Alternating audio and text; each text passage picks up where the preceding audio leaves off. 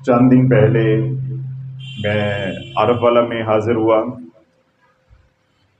تو وہاں بھی میں نے اسی مضمون کو کھولنے کی کوشش کی کہ اللہ رب العزت قرآن مجید فرقان حمید میں ارشاد فرماتا ہے یا ایھا الذین آمنوا اتقوا اللہ، اے ایمان والو اللہ سے ڈرو، تقوی اختیار کرو، وکونوا مع الصادقین، اور جو تن کے من کے سچے اور سچے ہیں ان کے ساتھ اپنا تعلق استوار کرو، یعنی ان کی صحبت اختیار کرو۔ آج اسی مضمون کے حوالے سے ایک دو باتیں میں مزید عرض کرنا چاہتا ہوں کہ جب اللہ والوں کی نظر ہو جاتی ہے تو حالات بدل جاتے ہیں۔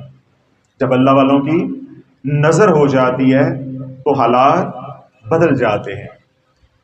میں کئی بیانات کے اندر یہاں بھی ملتان سے باہر بھی جہاں بھی جانا ہوتا ہے تو میں اس فکرے کو دہراتا رہتا ہوں کہ یہ فکرے کا زہر کسی طریقے سے اہل سنت کے اندر سے نکل جائے، جو صدیوں کی محنت کے ساتھ ہمارے قلوب کے اندر بلکہ ہماری روح کے اندر اتارا گیا ہے، اور آج کم و بیش ہر دوسرا بندہ یہ فکرہ بولتا ہے کہ ہم پیروں فقیروں کو نہیں مانتے، ہم صرف نماز روزہ کرتے ہیں، ہم پیروں فقیروں کو نہیں مانتے۔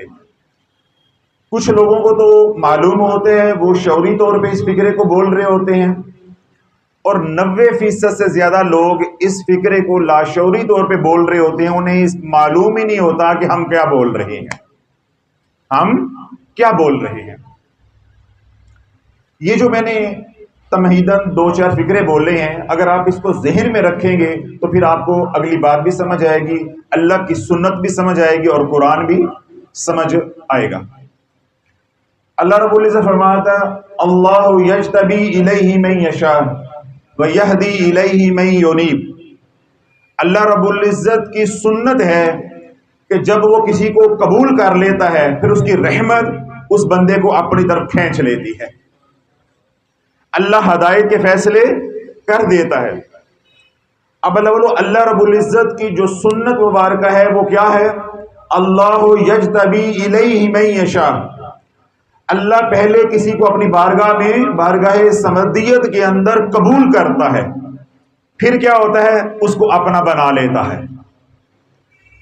جب اللہ رب العزت کسی کو اپنا بنانے کا ارادہ کر لیتا ہے، یا اللہ رب العزت کسی کو اپنی بارگاہ رحمت میں یا بارگاہ سمدیت میں قبول کر لیتا ہے تو پھر کیا کرتا ہے؟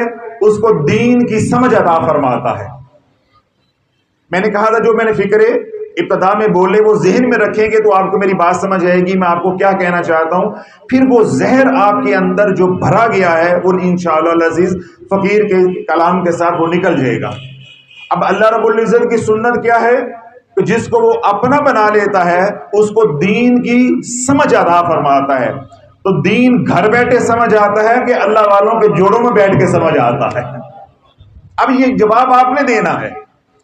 دین گھر بیٹھے سمجھ آئے گا یا علماء ربانی کے پاس یا مشائخ کے پاس جا کے سمجھ آئے گا؟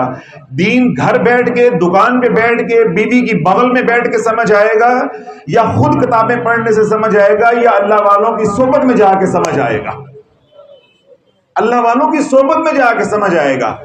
تو اس کا کیا مطلب ہوا کہ اگر آپ جاگ رہے تھے کہ جن کو اللہ نے قبول ہی نہیں کیا ان کو اللہ والوں کی صحبت بھی نصیب نہیں ہوتی، اور جن کو اللہ اپنی بارگاہ رحمت میں قبول کر لیتا ہے، اپنی بارگاہ سمدیت کے اندر قبول کر لیتا ہے، پھر ان کو اللہ والوں کے پاس جانا بھی نصیب ہو جاتا ہے، ان کے ہاتھ چومنے بھی نصیب ہو جاتے ہیں، زیارت بھی نصیب ہو جاتی ہے۔ اور فکرہ کیا بولا جاتا ہے؟ ابھی میں نے 2-3 بار دہرایا کہ ہم پیروں فقیروں کو نہیں مانتے۔ کبھی انہوں نے قرآن پڑھا ہو تو انہیں معلوم ہو کہ تجھے اللہ ہی نے نہیں مانا، تجھے اللہ نے قبول ہی نہیں کیا۔ اگر اللہ نے قبول کیا ہوتا، اللہ یجتبی الیہ من یشاء، اگر اللہ نے قبول کیا ہوتا تو اس کی رحمت تیرے اوپر ہوئی ہوتی، تو پھر وہ ان کے پاس بھیجتا جن کو دن میں وہ 360 بار رحمت کی نگاہ سے دیکھتا ہے۔ اگر اللہ نے تجھے قبول کیا ہوتا تو پھر کہاں بھیجتا؟ جہاں وہ خود 360 بار رحمت کی تجلی ڈالتا ہے. تو تجھے تو اللہ نے قبول ہی نہیں کیا، تو الٹا یہ کہہ رہا ہے کہ میں کوئی پیروں فقیروں کو نہیں مانتا. تجھے اللہ نہیں مانتا، تجھے اللہ نے قبول نہیں کیا. اگر اللہ نے قبول کیا ہوتا تو اللہ کی سنت مطہرہ کیا ہے کہ اللہ دین کی سمجھ عطا فرماتا ہے. تو دین کی سمجھ کتابوں سے نہیں آتی، کردار کو دیکھ کر آتی ہے. دین کی سمجھ کتابیں پڑھ کر نہیں آتی، اللہ والوں کی صحبت سے آتی ہے. اللہ والوں کی صحبت سے انسان دین سیکھتا ہے.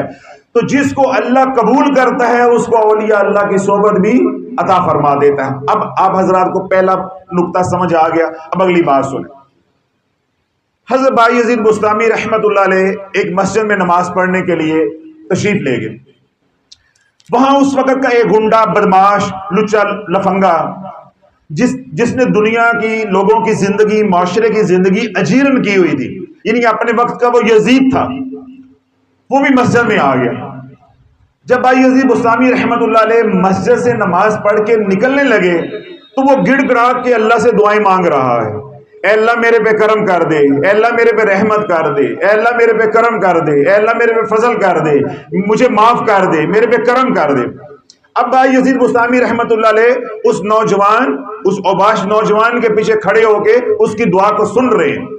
جب اس نے دعا مانگ لی، یعنی ہاتھ پھیر لیے چہرے پہ، تو آپ نے پوچھا کہ باہر تو یزید ہے، باہر تو یزید ہے، مسجد میں تو با یزید بن رہا ہے، تو نے لوگوں کی زندگی اجیرن کی ہوئی ہے، تو نے لوگوں کی زندگی اجیرن کی ہوئی ہے، تیرا کون سا عمل ہے کہ جس کے اوپر اللہ کرم کر دے؟ تو بھائی یزید بستامی رحمۃ اللہ فرماتے ہیں اس نے میری طرف ایک نگاہ دیکھا، پھر مجھے کہنے لگا کہ اگر اللہ کا کرم میرے پہ ہو گیا، ہوں یزید، کل میں بھی با یزید ہو جاؤں گا. ہوں میں یزید، لیکن اگر میرے پہ اللہ کا کرم ہو گیا تو پھر کل یزید نہیں رہوں گا، با یزید بن جاؤں گا.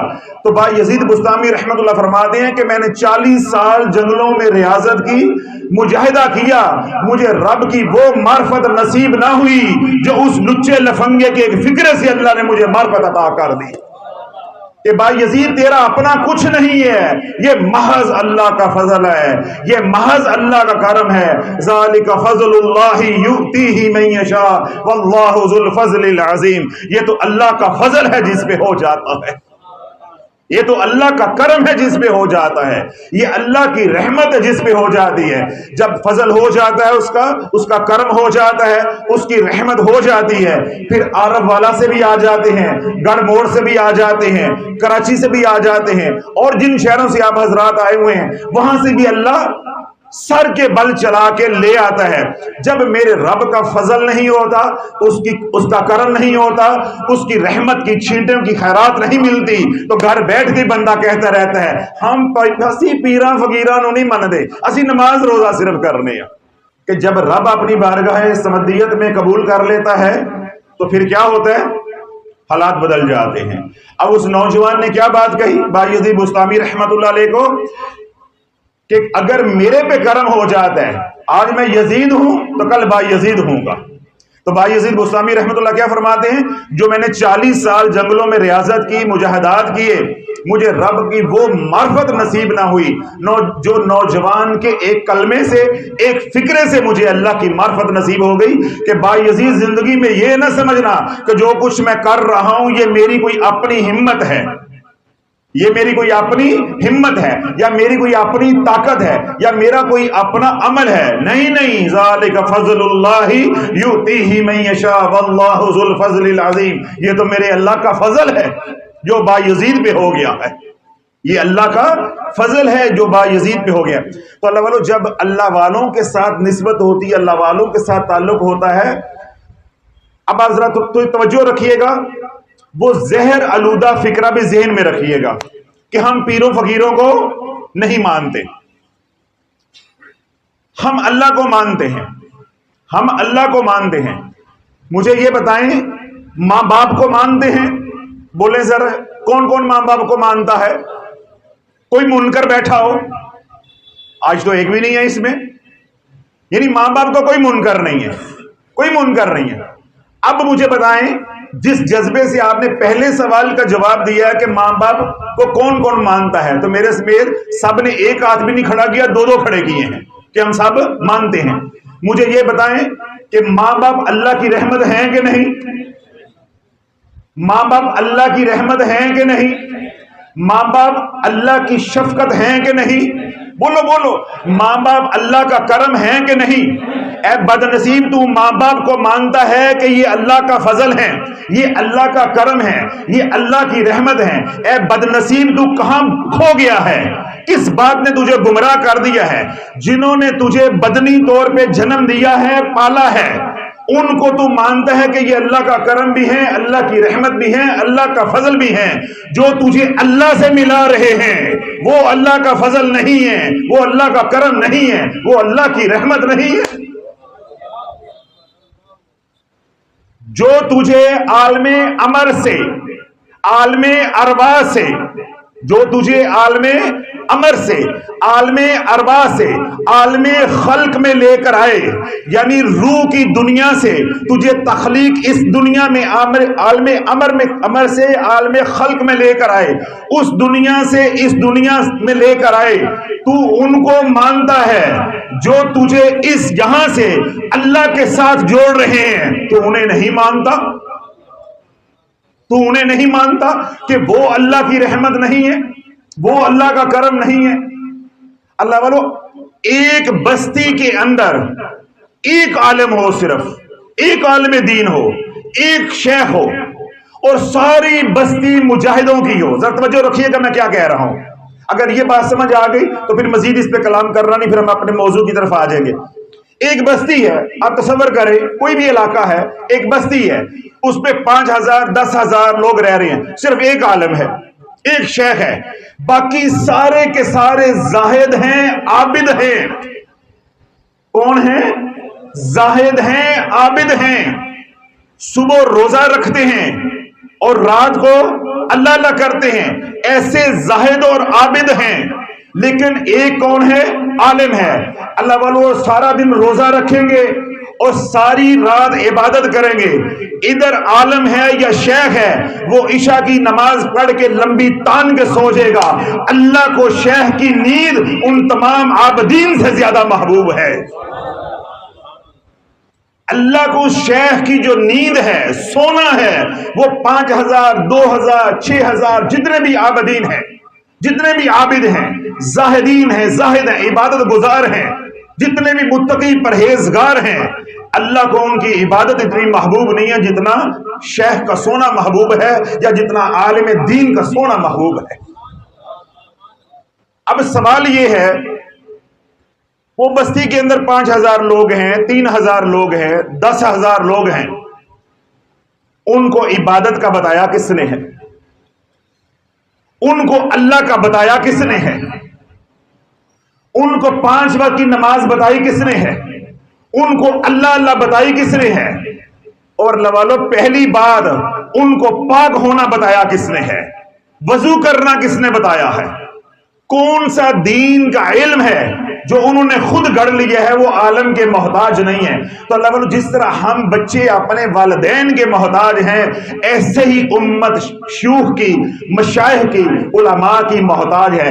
جس طرح ماں باپ رحمت ہیں، شفقت ہیں، کرم ہیں، اسی طرح اولیاء اللہ، مشائخ، علماء ربانی کرم ہیں، فضل ہیں، اللہ کی رحمت ہے، اللہ کی رحمت ہے۔ اب آپ تھوڑا سا توجہ رکھیے گا کہ میں جو کہنا چاہ رہا ہوں، اللہ کرے جو لوگ بعد میں یہ بیان سوشل میڈیا پہ سنیں، اللہ ان کو بھی ہدایت عطا فرمائے، ان کے لیے بھی راہیں آسان فرمائے۔ آپ ذرا اپنے معاشرے میں، اپنے گھر میں، اپنے خاندان میں، اپنے محلے میں ذرا ذہنی طور پہ تخیل میں پہنچے، کیونکہ ہر گلی میں، ہر خاندان میں کوئی نہ کوئی ایک بچہ ایسا ہوتا ہے یا گھر ایسا ہوتا ہے کہ جس گھر کا سربراہ فوت ہو جاتا ہے۔ ہو سکتا ہے آپ کے خاندان میں بھی ہو، آپ کے گلی محلے میں بھی ہو۔ جب بچے بالکل معصوم تھے، یعنی چھوٹے بچے تھے، 3 4 4 5 سال کے، ان کا باپ فوت ہو گیا۔ ان کا کیا ہوا؟ باپ فوت ہو گیا۔ بعض ایسے بھی بیچارے ہوتے ہیں کہ جن کا باپ بھی فوت ہو جاتا ہے اور ماں بھی فوت ہو جاتی، یعنی بچپن میں ماں باپ فوت ہو جاتے۔ عمومی طور پہ آپ حضرات جیلوں میں چلے جائیں، کہاں چلے جائیں؟ جیلوں میں چلے جائیں، جرائم کی دنیا میں چلے جائیں، جتنے بھی وہاں مجرم پکڑے ہوں گے یا ملزم ہوں گے، آپ ان سے پوچھیں، ہر دوسرا بندہ یہ کہے گا کہ میرے باپ نے مجھے چھوڑ دیا تھا، میری ماں کو چھوڑ دیا تھا، ہم جو ہے باپ کے بغیر پلے ہیں۔ کوئی کہے گا کہ ہمارا باپ بچپن میں فوت ہو گیا تھا، تو ہم باپ کے یا ماں کے بغیر پلے ہیں۔ تو اللہ بولو جن کے ماں باپ چھوڑ جاتے ہیں یا جن کے ماں باپ میں سے کوئی ایک فوت ہو جاتا ہے، ان کی اولاد بگڑ جاتی ہے، ان کی اولاد رل کے پلتی ہے، وہ بگڑ جاتی ہے، الجھ جاتی ہے، پھر کیا ہوتا ہے وہ معاشرے کے اندر وہ انتشار کا باعث بنتی ہے۔ اب وہ بچے جن کو ماں باپ کی تربیت نہیں ملی، وہ ملزم بن گئے، مجرم بن گئے، تو جن کی روح کو کوئی شیخ نہیں ملے گا، جن کی روح کو کوئی اللہ کا ولی نہیں ملے گا، جن کی روح کو کوئی عالم دین نہیں ملے گا، وہ پھر مجرم نہیں بنیں گے، وہ شیطان بن جائیں گے، وہ شیطان بن جائیں گے۔ وہ صرف قتل و غارت نہیں کریں گے، لوگوں کی جیبیں نہیں کاٹیں گے، وہ شیطان بن جائیں گے۔ اپنا ایمان تو گیا ہے، وہ لوگوں کا ایمان بھی لوٹیں گے، خود تو وہ لٹ ہی گئے ہیں۔ جب لوگوں کے سامنے بولیں گے ہم پیروں فقیروں کو نہیں مانتے، ہم صرف نماز روزہ کرتے ہیں، تو اللہ والو یہ ایسا زہر آلودہ فکرہ ہے، ایسی زہر آلودہ فکر ہے، ایسا زہر آلودہ نظریہ ہے، تو جو دھیرے دھیرے روح میں اتر جاتا ہے، جس روح میں اتر جاتا ہے اس روح کو بھی ناپاک کر دیتا ہے، اس روح کو بھی ناپاک کر دیتا ہے۔ کہ ہم اللہ کو مانتے ہیں، ہم پیروں فقیروں کو نہیں مانتے۔ میرے شیخ رحمت اللہ علیہ نے، اللہ ان کی قبر پہ کروڑوں رحمت نازل فرمائے، میرے شیخ رحمت اللہ علیہ نے اتنے پیارے طریقے سے یہ مضمون سمجھا دیا ہے، میں نے تو کم و بیش کوئی 20-25 منٹ بول کے یہاں تک آپ کو لے کر آیا ہوں، تو آپ نے 2 فکروں میں سمجھا دیا، بڑے لوگ نے نا، ان نے ایک فکرے میں سمجھا دیا۔ آپ نے فرمایا کہ جو لوگ یہ کہتے ہیں کہ ہم اللہ کو مانتے ہیں، ولیوں کو نہیں مانتے، پیروں فقیروں کو نہیں مانتے، یہ ایسے ہی ہے کہ بادشاہ بیٹھا ہو، سنیے کہ میرے شیخ نے کیا تربیت فرمائی، کہ بادشاہ بیٹھا ہو اپنے وزراء کے ساتھ، سمجھ آ رہی؟ یعنی میٹنگ ہو رہی ہے، بادشاہ بیٹھا ہے اپنے وزراء کے ساتھ، تو کوئی پاس بیٹھ کے کہے کہ بادشاہ تجھے تو مانتا ہوں، تیرے وزیر کو نہیں مانتا، یہ کیا کر سکتا ہے، اس کے پاس کوئی اختیار نہیں ہے۔ تو آپ نے فرمایا یہ وزیر کی توہین نہیں ہے، یہ بادشاہ کی توہین ہے، یہ وزیر کی توہین نہیں ہے، یہ بادشاہ کی توہین ہے۔ یہ کہنا کہ ہم پیروں فقیروں کو نہیں مانتے، ہم اللہ والوں کو نہیں مانتے، یہ اللہ والوں کی توہین نہیں ہے، یہ اللہ کی توہین ہے۔ جب اللہ انہیں مانتا ہے تو کیوں نہیں مانتا؟ جب وہ اللہ کے دوست ہیں، وہ اللہ سے راضی ہیں، اللہ ان سے راضی ہے، جب اللہ ان کو مانتا ہے تو کون ہوتا ہے کہنے والا کہ میں ان کو نہیں مانتا، میں ان کو نہیں مانتا؟ تو اللہ والو یہ اولیاء اللہ کی توہین نہیں ہے، یہ علماء کی توہین نہیں ہے، یہ مشائخ کی توہین نہیں ہے، یہ پیروں فقیروں کی توہین نہیں ہے، یہ توہین ہے تو اللہ رب العزت کی توہین ہے۔ جس رب نے ان کو قبول کر لی ہے، جس رب نے ان کو عزتیں دے دی ہیں، ہم کون ہوتے ہیں کہنے والے کہ میں قبول نہیں کرتا یا میں نہیں مانتا؟ تو اللہ والو جو یہ کہتے ہیں وہ کس کے رستے کے اوپر ہیں؟ وہ کس کے رستے کے اوپر ہیں؟ شیطان کے رستے پہ۔ جب سیدنا آدم علیہ السلام کو میرے رب نے قبول کر لیا تو رب نے اسی بات پہ تو جلال فرمایا کہ جب میں نے قبول کر لیا ہے کہ یہ زمین پہ میرا خلیفہ ہوگا، تو کون ہوتا ہے کہ خلیفہ نہ ماننے والا؟ تو کون ہوتا ہے کہ میں نہیں مانتا؟ پھر اس نے کیا کہا کہ میں نہیں مانتا، تو جب یہ کہا تو رب نے قرآن اتارا، ابا واستکبر وکان من الکافرین، جب اس نے تکبر کیا تو وہ پھر کافروں میں سے ہو گیا، وہ پھر کافروں میں سے ہو گیا۔ تو اللہ والو جو آج تکبر کرتے ہیں کہ ہم علماء کو نہیں مانتے، ہم پیروں فقیروں کو نہیں مانتے، اسی کاری تسبیح کر لی دی آپ ہی، اسی آپ ہی سب کچھ کر لی ہے، تو پھر کیا ہوتا ہے کہ ایک وقت آتا ہے کہ اللہ لا علاج بیماریوں میں پھنساتا ہے، اللہ ایسی مصیبتیں ان کے اوپر اتارتا ہے، ایسے مصیبتوں کے سلسلے، ایسی مصیبتوں کے پہاڑ ان کے اوپر توڑتا ہے، پھر سارے چھوڑ جاتے ہیں۔ جب سارے چھوڑ جاتے ہیں پھر اللہ یاد آتا ہے کہ اللہ ہے، اللہ ہے۔ جب اللہ کو پکارتے ہیں تو پھر اللہ ہی دل میں ڈالتا ہے کہ میرے سے تعلق جوڑنا ہے تو پھر اللہ والوں کے پاس جانا پڑے گا، پھر اللہ والوں کے پاس جانا پڑے گا. جن رشتوں پہ تجھے تکبر تھا، جس مال پہ تجھے تکبر تھا، جس صحت کے اوپر تجھے تکبر تھا، جس منصب کے اوپر تجھے تکبر تھا، میں نے ساری تیری امیدیں توڑ دی ہیں. اب زمین پہ تو ہے اور اوپر میں ہوں. اب بول تیری مدد کرنے والا کون ہے؟ جب وہ کہتا ہے اللہ ہے، اللہ ہے، اللہ ہے، اللہ فرماتا ہے کہ میری مدد، میری رحمت وہاں ہوتی ہے جہاں اللہ والے ہوتے ہیں، جہاں اللہ والے ہوتے ہیں. تو پھر کیا ہوتا ہے کہ جب سب کچھ ویران ہو جاتا ہے، سب کچھ برباد ہو جاتا ہے، مال ہے تو وہ اجڑ جاتا ہے، صحت ہے تو وہ برباد ہو جاتی ہے. اگر اللہ نے کوئی منصب دیا ہے، اختیار دیا ہے، کوئی عہدہ دیا ہے تو وہ چھن جاتا ہے. پھر اللہ ہدایت دیتا ہے کہ اب بتا دنیا میں تیرا کوئی کام آنے والا ہے. پھر وہ کیا کہتا ہے؟ جو یار دوست ملتا ہے، یار میں اجڑ گیا، کوئی اللہ والا تو دسو ہے، کوئی اللہ والا تو بتائیں، کوئی ولی تو بتائیں، کوئی اللہ والا تو بتائیں. واصف علی واصف رحمت اللہ علیہ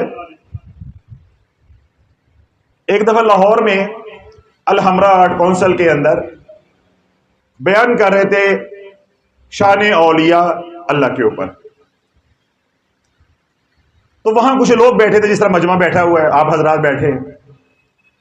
تو جب انہوں نے تقریر کر لی تو ایک صاحب اٹھے، انہوں نے اپنی پرچی لکھ کر بھیجی کہ ایسے پرچی بھیجی، اس کے اوپر ایک سوال لکھا ہوا تھا. اس وقت میں نشتر میں ہوتا تھا، ہم اسٹوڈنٹ ہوتے تھے اس وقت.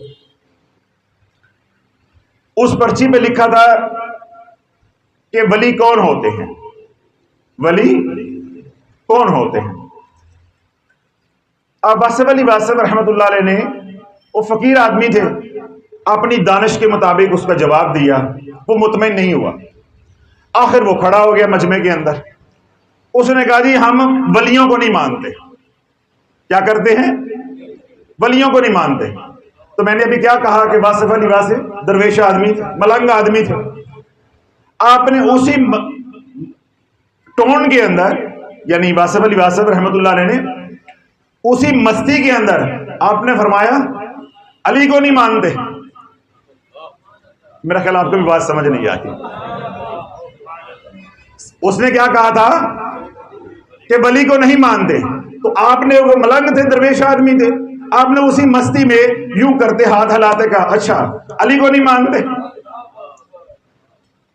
اس نے کہا میں علی کی بات نہیں کر رہا، میں ولی کی بات کر رہا ہوں، ہم ولیوں کو نہیں مانتے. آپ نے فرمایا اچھا علی کو نہیں مانتے. دو دفعہ ہو گیا.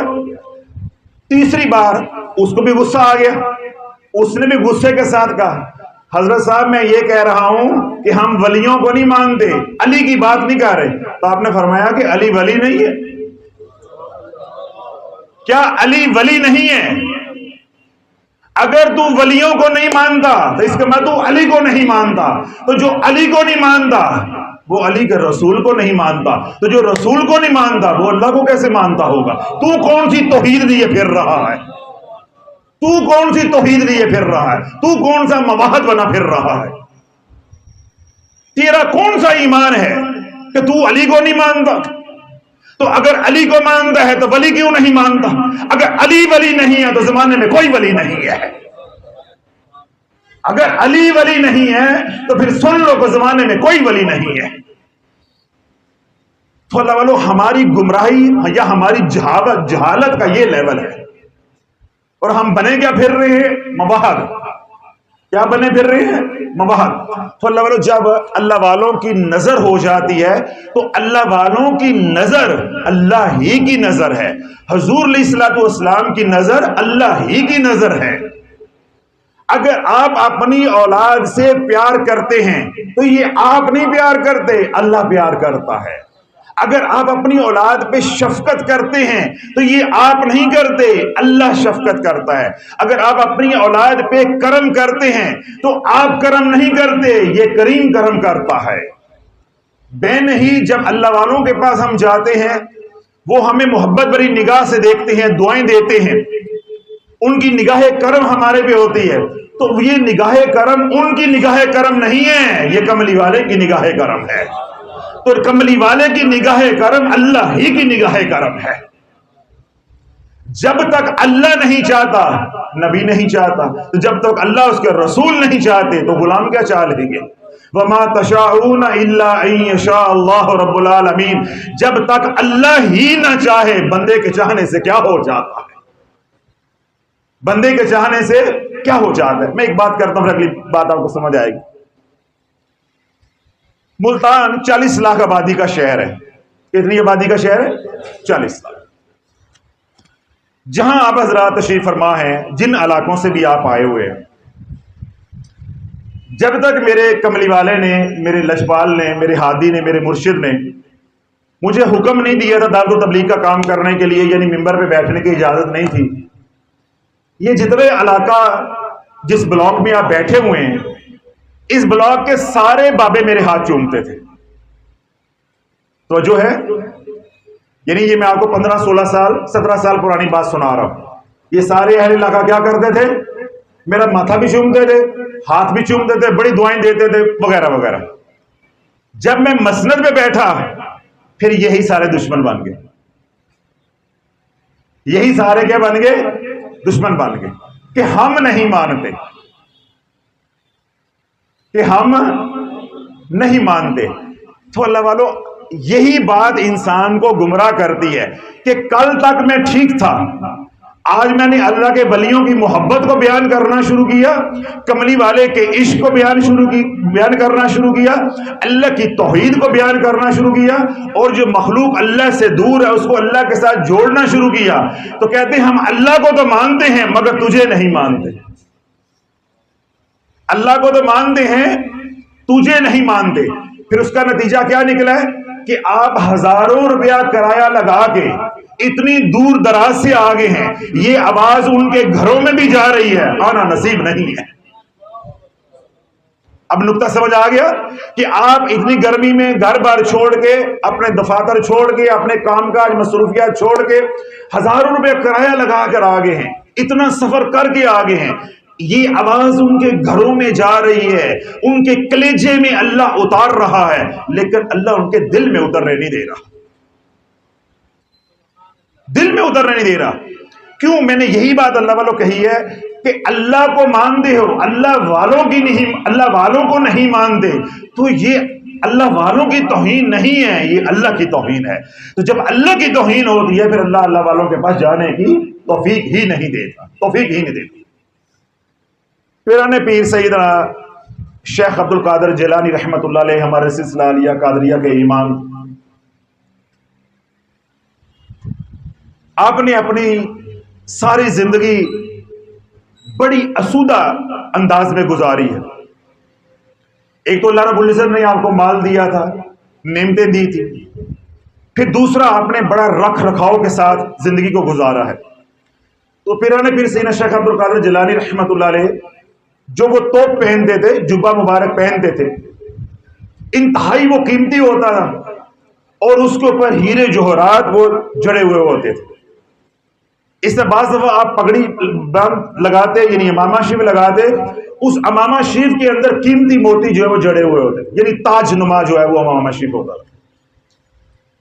تو جب لوگ آپ کی اس عمارت کے اوپر اعتراض کرتے کہ آپ تو اللہ والے ہیں، آپ اتنا قیمتی لباس کیوں پہنتے ہیں، تو آپ فرماتے کہ میں اتنا قیمتی لباس اس لیے پہنتا ہوں کہ دنیا والوں کو پیغام دینا چاہتا ہوں کہ میں اللہ کے در کا فقیر ہوں، ان کے در کا فقیر نہیں ہوں، دنیا داروں کے در کا کتا نہیں ہوں، اللہ کے در کا فقیر ہوں، اللہ کے در کا فقیر ہوں۔ میں محتاج ہوں تو اللہ اس کے رسول کے در کا محتاج ہوں، دنیا داروں کے در کا محتاج نہیں ہوں۔ یا ایھا الناس انتم الفقراء الی اللہ واللہ هو الغنی الحمید، میں اس کے در کا فقیر ہوں جس کے در کے سارے ہی منگتے ہیں، جس کے در کے سارے ہی منگتے ہیں۔ اس لیے میں اتنا قیمتی لباس پہنتا ہوں کہ کسی کو یہ خیال بھی نہ ہے کہ میں ان سے بھیک مانگنے والا ہوں، مریدوں سے پیسے مانگنے والا ہوں، مریدوں سے نظر و نیاز مانگنے والا ہوں، تاکہ مجھے دیکھ کے یہ خیال بھی کوئی نہ کرے کہ یہ منگتا آ رہا ہے، بلکہ جو دیکھے وہ خیال کرے کہ یہ تو کوئی بے نیاز آ رہا ہے، یہ تو کوئی بے نیاز آ رہا ہے، اللہ کے در کا فقیر آ رہا ہے، جس کو اس دنیا کی حاجت نہیں ہے، اس دنیا کی کوئی حاجت نہیں ہے۔ تو جب دنیا کی حاجت نہیں ہے تو دنیا داروں کی حاجت ہوگی؟ جب دنیا کی حاجت نہیں ہے تو دنیا داروں کی حاجت ہو. تو آپ بڑا قیمتی جبہ مبارک یعنی اپنا جو لباس تھا وہ پہنتے تھے, امامہ شریف لگاتے تھے. بغداد کے اندر ایک چور آیا. اب جب توجہ رکھیے کہ بس آخری بات ہے, یہ موضوع مکمل ہو جائے گا, پھر اگلا انشاءاللہ شروع کروں گا. بغداد کے اندر ایک چور آیا. چور نے آ کے جب بغداد شہر کے اندر ٹولی تو ایک سرائے پہ جا کے پوچھا کہ اس شہر کے اندر یعنی اس علاقے کے اندر اسودہ بندہ کون سا ہے, یعنی موٹی پارٹی کون سی ہے, کھاتا پیتا بندہ کون سا ہے, تاکہ اس کے گھر میں نقب لگاؤں تو کچھ مجھے مال بھی ملے گا. اس نے کہا جی جس علاقے میں جس بستی میں تم آئے ہو اس بستی میں ایک ہی بندہ ہے, اور وہ کون ہے؟ سیدنا شیخ عبد القادر جیلانی رحمت اللہ علیہ. ان سے کوئی امیر آدمی نہیں ہے اس علاقے میں. اب ظاہر بات ہے اس نے کیا نشانہ بنا لیا سیدنا شیخ عبد القادر جیلانی رحمت اللہ علیہ کو کہ ان کو لوٹنا ہے. اب رات کا آخری پہر ہے, چور نے نیت کی ہوئی ہے کس کو لوٹنا ہے؟ اللہ کے ولی کو. کس کو لوٹنا ہے؟ اللہ کے ولی کو لوٹنا ہے, اس کا گھر لوٹنا ہے, اس کا مال جو ہے وہ لوٹنا ہے. پیرانے پیر سیدنا شیخ عبد القادر جیلانی رحمت اللہ علیہ رات کے آخری پہر جب تہجد کی نماز پڑھنے لگے, وضو کے لیے اٹھے. جب وضو کے لیے اٹھے تو چور کیونکہ گھر میں گھسا ہوا تھا, اس نے دیکھا کہ یہ حجرے سے باہر نکلے ہیں, چور اندر آ گیا. آپ حجرے سے باہر گئے وضو کرنے کے لیے تو چور کہاں آ گیا؟ حجرے کے اندر. اب حجرے کی تلاشی لے رہا ہے, وہی جو قیمتی جبہ مبارک ہے وہ کنڈی کے اوپر لٹکایا ہوا ہے, کھونٹی کے اوپر لٹکا ہوا ہے. پورے حجرے کی تلاشی لی ہے, اس جبے کے علاوہ کوئی اور قیمتی چیز نہیں ہے جو لوٹی جا سکے. اب اس نے وہی جبہ مبارک آپ کا جو لباس ہے وہ لپیٹا کہ یہی اتنا قیمتی ہے, اگر میں یہ لے جانے میں کامیاب ہو گیا تو میں ساری زندگی آرام سے بیٹھ کے کھاؤں گا. اب آپ کا لباس مبارک لپیٹ کے نکلنے لگا ہے. ادھر سے پیرانے پیر وضو کر کے آئے اور آپ نے آ کے جائے نماز اپنے حجرے کے دروازے پہ ڈالا, اللہ اکبر. اب وہ کدھر سے نکلتا اگر آپ جاگ رہے ہیں تو؟ اب دروازے پہ کون کھڑا ہو گیا ہے؟ ولیوں کا ولی پیرانے پیر سیدنا شیخ عبد القادر جیلانی رحمت اللہ علیہ. ادھر اب چور نے چوری کر لی ہے, اس کا مقصد پورا ہو گیا ہے. اب وہ کیا کرنا چاہ رہے ہیں؟ باہر جانا چاہ رہے ہیں. تو باہر کون جانے دیتا ہے؟ اللہ والوں کے پاس کوئی آئے, وہ دنیا لینے آئے تو دنیا نہ ملے, دین لینے آئے آخرت لینے آئے تو دین یا آخرت نہ ملے, تو انہیں اللہ والا کون کہے گا؟ چور آئے اور چور ہی چلا جائے, بے نمازی آئے تو بے نمازی ہی چلا جائے, بے حیثیت آئے تو بے حیثیت ہی چلا جائے, لچا لفنگا آئے تو لچا لفنگا ہی چلا جائے, تو اس در کو کون در والا کہے گا؟ اس در کو کون اللہ والوں کا در کہے گا؟ اس در کو کون مانے گا؟ میں نے کیا کہا کہ اب چور کہاں آیا ہے؟ پیرانے پیر سیدنا شیخ عبد القادر جیلانی رحمت اللہ علیہ کے حجرے میں. اب آپ کا لباس اس نے چرا لیا ہے, آپ کا جبہ اس نے چرا لیا ہے. اب باہر نکلنے لگا ہے تو دروازے پہ کون نماز پڑھ رہا ہے؟ پیرانے پیر سیدنا شیخ عبد القادر جیلانی رحمت اللہ علیہ نماز پڑھے. اب نکلنے کا راستہ نہیں ہے. اب آپ نماز پڑھ رہے ہیں, یعنی سلام پھیرتے ہیں, دوبارہ جو ہے 2 رکعت کی نیت کر لیتے ہیں. وہ کچھ دیر انتظار میں رہا, پھر اس نے سوچا کہ یہ پیر نماز آج مکمل نہیں کرتا, آج رات یہ نماز مکمل نہیں ہوتی. تو اس نے اس جبے کو چھپایا اور جو کمرے کے اندر حجرے کے اندر دریاں پڑی تھی ان دریوں کے اندر لپٹ گیا, اپنے آپ کو چھپا لیا کہ تاکہ کل صبح ہوگی تو رستے سے یہ ہٹیں گے, یہ رستے سے ہٹیں گے تو میں باہر نکل جاؤں گا. اب پیرانے پیر سیدنا شیخ عبد القادر جیلانی رحمت اللہ جب تہجد کی نماز پڑھ کے فارغ ہوئے, اب آپ تسبیحات کر رہے ہیں, اپنے اوراد و وظائف کر رہے ہیں, اللہ اللہ کر رہے ہیں, اللہ سے راز و نیاز کر رہے ہیں, اور وہ کہاں خراٹے لے رہا ہے؟ دریوں کے اندر چھپ کر, دریوں کے اندر چھپ کر. وہ اس انتظار میں ہے کہ میں یہاں سے دنیا لے کے جاؤں. ادھر اللہ کا ولی اپنے اللہ کو منا رہا ہے کہ یا اللہ میرے در پہ چور آیا ہے, اب یہ چور ہی چلا جائے تو مجھے تیرے در کا ولی کون کہے گا؟ ادھر وہ کس انتظار میں ہے کہ دن چڑھے, کہ دن چڑھے گا تو میں نکل جاؤں گا. ادھر اللہ کا ولی رو رو کے اللہ کو منا رہا ہے, اے اللہ تو دیکھ رہا ہے کہ میرے در پہ چور آیا ہے, اگر چور ہی چلا گیا تو مجھے غوث کون کہے گا, مجھے ولی کون کہے گا؟ اسی اثناء میں دروازے پہ دستک ہوئی. سیدنا شیخ عبد القادر جیلانی رحمت اللہ علیہ نے جب آواز دی کہ کون، تو جواب آیا کہ میں خضر ہوں۔ میں کون ہوں؟ خضر ہوں۔ اب سیدنا خضر علیہ السلام پیرانے پیر سیدنا شیخ عبد القادر جیلانی رحمۃ اللہ کے در پہ حاضر ہوئے۔ سلام دعا کے بعد پیرانے پیر نے پوچھا کہ کیسے آئے ہو؟ آپ نے فرمایا کہ فلاں علاقے کا ابدال فوت ہو گیا ہے، ابدال لینے کے لیے آیا ہوں۔ توجہ رکھیے گا کہ اللہ والوں کی نگاہ سے، ان کی دعاؤں سے کیا ملتا ہے؟ وَكُونُوا مَعَ الصَّادِقِينَ۔ اس کی تفسیر عملی کیا ہے؟ سیدنا خضر علیہ السلام پیرانے پیر کو کیا فرما رہے ہیں کہ میں ابدال لینے کے لیے آیا ہوں۔ پیرانے پیر نے جواب دیا کہ اے خضر، رات کا آخری پہر ہے، اس وقت میں ابدال کہاں سے دوں؟ کس کو ابدال لگا دوں اس وقت؟ دن چڑھے گا تو کسی کو قبول کریں گے، کسی کو منتخب کریں گے، تو انشاءاللہ اس علاقے کا ابدال نیا لگا دیں گے۔ خضر علیہ السلام نے جلال میں کہا کہ اے پیرانے پیر، اگر دن چڑھتے تک وہ بستی الٹ گئی،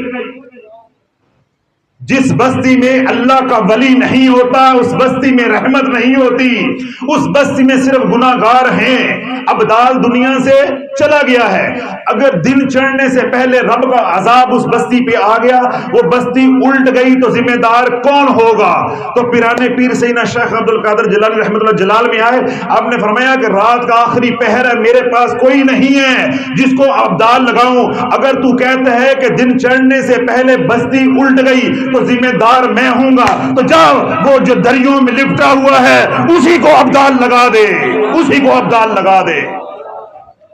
اگر تو چاہتا ہے کہ دن چڑھنے سے پہلے ابدال لگنا چاہیے، پھر اسی کو ابدال لگا دے جو دریوں میں لپٹا ہوا ہے، جو دریوں میں لپٹا ہوا ہے۔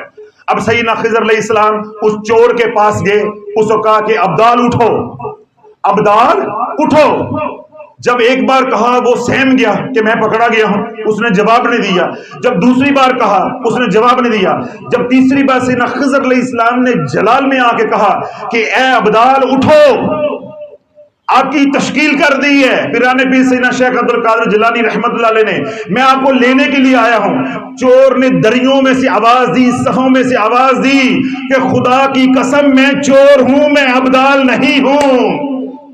میں کون ہوں؟ میں چور ہوں، میں ابدال نہیں ہوں۔ اے مسلمان سن، سیدنا خضر علیہ السلام نے کیا فرمایا؟ اے بندے، تو چور تھا، اب چور نہیں ہے۔ تو چور تھا، اب چور نہیں ہے۔ جب تو آیا تب چور تھا، جب تو دریا میں لپٹ کے سویا تب بھی چور تھا، اب چور نہیں ہے۔ کیوں؟ تیرے پہ غوث کی نگاہ ہو چکی ہے، تیرے پہ غوث کی نگاہ ہو چکی ہے، اب تو چور نہیں ہے، اب تو چور نہیں ہے۔ وَكُونُوا مَعَ الصَّادِقِينَ۔ جو اللہ والوں کی صحبت اختیار کر لیتا ہے، اللہ والوں کی نظر ہو جاتی ہے، تو یہ اللہ والوں کی نظر نہیں ہے، یہ میرے رب کی نظر ہے۔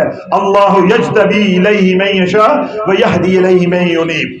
کہ اللہ جن کو قبول کر لیتا ہے ان کو اپنا بنا لیتا ہے، اور جن کو قبول کر لیتا ہے ان کو پھر اپنوں کا یار بنا دیتا ہے۔ اب توجہ رکھیے گا، صرف دو فکریں۔ سید علی حجویری رحمت اللہ علیہ المعروف داتا صاحب، رات کا آخری پہر ہے، رات کا آخری پہر ہے، جھاڑے کی راتیں ہیں، یعنی سردیوں کی ٹھنڈ کی راتیں ہیں، پانی گرم کر کے اپنے پیر کو وضو کروا رہے ہیں۔ میں نے کیا کہا؟ صرف دو فکریں ہیں، اس کے بعد بات مکمل ہو جائے گی۔ سید علی حجویری المعروف داتا صاحب رحمت اللہ علیہ، رات کا آخری پہر ہے، تہجد کا وقت ہے، سردیوں کی ٹھنڈ کی جھاڑے کی راتیں ہیں، اپنے پیر کو پانی گرم کروا کر کے وضو کروا رہے ہیں۔ فرماتے ہیں کہ وضو کراتے کراتے میرے دل میں خیال آیا، اے اللہ میں گھر بار چھوڑ کر آیا تھا تجھے پانے کے لیے، تو نے مجھے مخلوق کا غلام بنا دیا ہے۔ کبھی میں خانقاہ کی صفائیاں کر رہا ہوں، کبھی پانی گرم کر رہا ہوں، کبھی پانی ٹھنڈے کے ساتھ شیخ کی خدمت کر رہا ہوں، کبھی کپڑے جو ہے وہ دھو کے دے رہا ہوں۔ میں گھر سے نکلا تھا تجھے پانے کے لیے، تو نے مجھے ایک بندے کا غلام بنا دیا ہے۔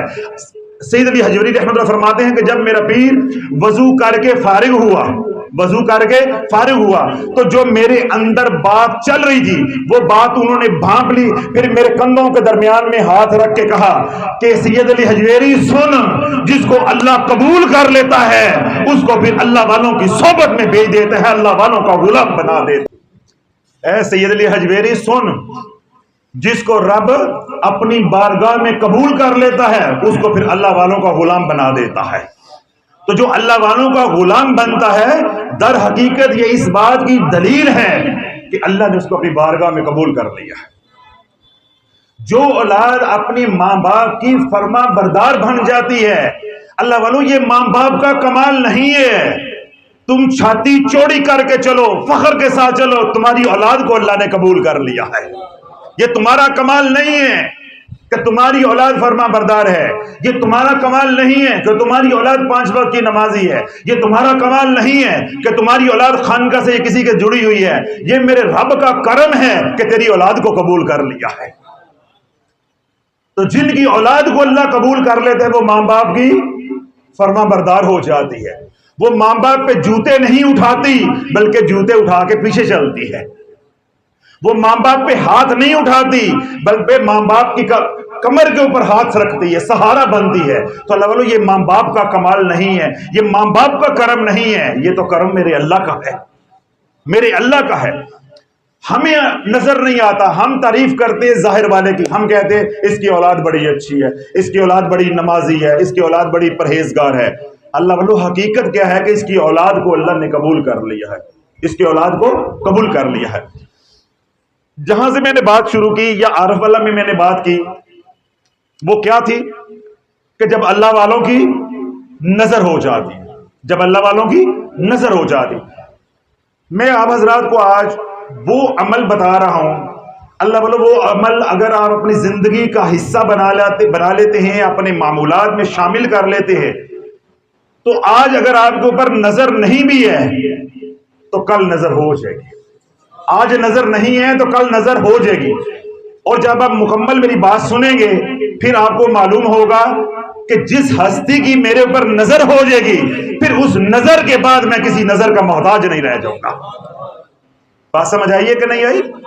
جو عمل میں بتانے جا رہا ہوں وہ عمل آپ حضرات یقین کامل کے ساتھ کرتے ہیں اور پوری بات سنیں گے تو آپ کو یہ بات معلوم ہو جائے گی کہ اگر اس ہستی کی میرے پہ نظر ہو گئی تو پھر میں کسی اور کی نظر کا محتاج نہیں رہ جاؤں۔ حضور علیہ الصلوۃ والسلام نے جہاد کے فضائل کو بیان کیا، جہاد کے فضائل کو، اس کی فضیلت کو بیان کیا۔ جب حضور علیہ الصلوۃ والسلام مسجد نبی شریف کے اندر جہاد کے موضوع پہ کلام کر رہے تھے، اس کے فضائل کو بیان کر رہے تھے، فضیلت کو بیان کر رہے تھے، خاتون جنت حضرت سیدہ فاطمہ الزہرا رضی اللہ تعالی عنہا بھی یہ کلام رسول کریم کا سن رہی تھی، کملی والے کا یہ کلام سن رہی تھی۔ جب محفل برخاست ہوئی تو خاتون جنت حضور علیہ الصلوۃ والسلام کی بارگاہ میں حاضر ہوئی، تو جو ہے سیدہ فاطمہ الزہرا رضی اللہ تعالی عنہا حضور علیہ الصلوۃ والسلام کی بارگاہ میں حاضر ہوئی اور آ کر عرض کرنے لگی کہ یا رسول اللہ مجھے بھی اجازت دیں، میں بھی جہاد میں جانا چاہتی ہوں، مجھے بھی اجازت عنایت فرمائیں کہ میں بھی جہاد میں شریک ہونا چاہتی ہوں۔ اللہ والو یہاں سے بات اب سننی ہے۔ جب خاتون جنت نے خواہش کا اظہار کیا کہ میں بھی جہاد میں جانا چاہتی ہوں تو اللہ کے نبی علیہ الصلوۃ والسلام نے ارشاد فرمایا کہ میں آپ کو کوئی ایسا عمل نہ بتاؤں جس کا اتنا اجر و ثواب ہو کہ گھر بیٹھے ہی آپ اللہ کی رحمت کو سمیٹ لیں، اور کوئی بھی ایماندار مرد ہے یا عورت ہے، یعنی اہل ایمان میں مرد ہے عورت ہے، جو بھی یہ عمل کرے اس کو ایسا اجر و ثواب ملے کہ اس کو جہاد میں بھی نہ جانا پڑے اور گھر بیٹھے ہی وہ رب کی رحمت کو لوٹ لے۔ تو خاتون جنت نے فرمایا کہ یا رسول اللہ مجھے ضرور بتائیں، مجھے ضرور بتائیں۔ اب آپ سنیں، اللہ کے نبی علیہ الصلوۃ والسلام نے ارشاد فرمایا کہ جس نے وتر پڑھے، یعنی وتر کی نماز پڑھی، عشاء کی نماز فرض نماز پڑھ لی، اس کے بعد وتر کی نماز 3 رکعت نماز ہم حنفی مسلک میں پڑھتے ہیں، وتر کی نماز پڑھ کے آپ فارغ ہو گئے، یعنی آپ نے سلام پھیر دیا دونوں طرف، آپ کی نماز عشاء کی مکمل ہو گئی۔ اب آپ نے کسی سے کلام کرنے سے پہلے یا اٹھنے سے پہلے 2 سجدے کر رہے ہیں۔ کتنے سجدے کرنے ہیں؟ 2۔ یہ جو 2 سجدے کرنے ہیں ان کے لیے دوبارہ اٹھنا نہیں ہے، نہ کوئی نیت کرنی ہے، نہ ان کے لیے کوئی قیام کرنا ہے، نہ رکوع کرنا ہے، کوئی اس میں نہیں ہے۔ جب جو ہی آپ نے وتر پڑھ لیے یعنی سلام پھیر لیا، فارغ ہو گئے، دوبارہ آپ سجدے میں چلے جائیں گے، اللہ اکبر، سجدے میں چلے گئے۔ سجدے میں جا کے اللہ کے نبی علیہ الصلوۃ والسلام نے ارشاد فرمایا کہ رب کی تسبیح کو بیان کر رہا ہے۔ کیا کرنا ہے؟ اللہ کی تسبیح کو بیان کرنا ہے۔ خاتون جنت نے پوچھا کہ یا رسول اللہ وہ کون سی تسبیح ہے جو وتر کی نماز کے بعد جو اضافی سجدہ کرنا ہے اس سجدے میں جو جا کے پڑھنی ہے؟